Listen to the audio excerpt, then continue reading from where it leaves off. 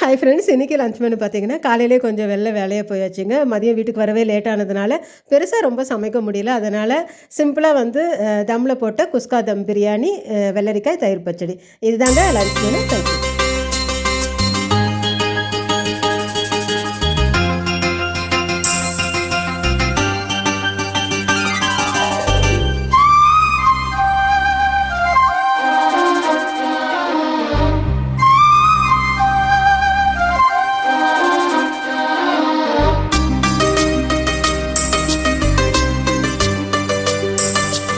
இன்னிசை பாடி வரும் இளம் காற்றுக்கு உருவமில்லை. காற்றலை இல்லை என்றால் ஒரு பாட்டொலி கேட்பதில்லை.